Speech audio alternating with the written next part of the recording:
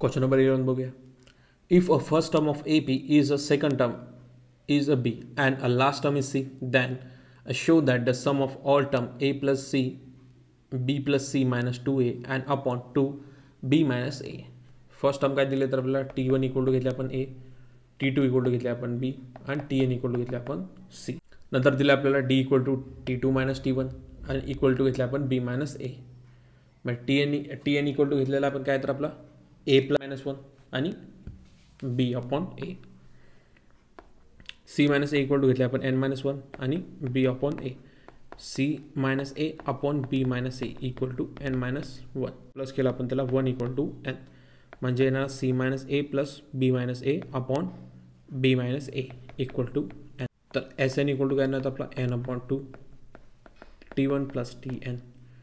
Value put up करायचे तर B plus C minus 2A आणि B upon A divided by 2 म्हणजे येणार तर A प्लस C म्हणजे येणार Sn A प्लस C आणि B plus C minus 2A divided by 2 आणि B मायनस A. 12 बघा. The sum of the first P term of AP equal to the sum of the first Q term, then show that the sum of its first P plus Q term is and P not equal to Q. First term and D be the common difference. काय तर आपला the sum of the first term of an AP is given. काय तर आपला Sn equal to घेतला 2A plus N minus 1 D आणि कंडिशननुसार काय करायचं आपल्याला तर SP घेतला आणि SQ घेतलेला म्हणजे P अपॉन 2 आणि काय नंतर 2A plus P minus 1 multiplied by D equal to किती तर Q अपॉन 2 आणि 2A plus Q minus 1 multiplied by D. P equal to 2A plus P minus 1 D equal to Q आणि 2A plus Q minus D minus केला आपण PD equal to 2A Q plus Q square D equal to QD म्हणजे येणार तर 2AP plus P square D minus केला आपण PD minus 2AQ आणि Q square D plus घेणार आपण QD इक्वल टू 0 म्हणजे येणार तर 2AP मायनस 2AQ प्लस करणार P square D minus Q square D म्हणजे येणार PD minus Q P minus Q equal to किती आपला 2A प्लस D आणि P प्लस Q मायनस केला आपण D इक्वल टू 0. व्हॅल्यूज फक्त पुटअप करायचे P मायनस Q नंतर 2A plus P plus Q minus 1 D equal to 0 म्हणजे काय आलं तर आपला P not equal to Q आलेला आहे म्हणजे 2A प्लस केला आपण P प्लस Q मायनस 1 आणि D इक्वल टू आपला 0 equation number 1. Sum of the first काय तर आपला P प्लस Q टर्म आणि SP plus Q equal to P plus Q upon 2 म्हणजे 2A plus PQ minus 1D म्हणजे येणार तर P plus Q divided by 2 आला आपला 0 म्हणजे SP plus Q equal to घेतला आपण 0. The sum of the first किती आहे तर आपला P plus Q term means किती आलं तर आपली लास्ट आलेली आहे 0. 13 बघा. If M is the M term of AP is equal to N term nth and show that the M plus N term of AP is 0 according to the given condition. काय सांगितलं आपल्याला तर M term is किती आपलं तर N term आहे म्हणजे M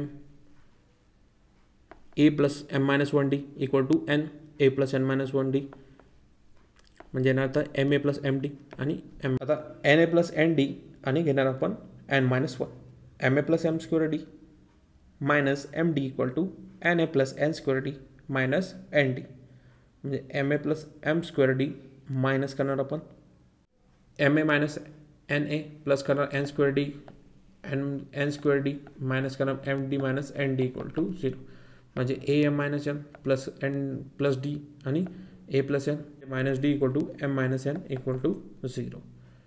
M minus N equal to घेतला A plus MD N minus 1 D equal to 0. आता डिवायडिंग बोथ साईड बाय काय कशाने तर आपल्याला M मायनस N ने करायचं आहे म्हणजे TM plus N equal to किती व्हॅल्यू येणार 0 म्हणजे द MN टर्म किती आली तर आपली इज 0 आलेली आहे. 14 बघा.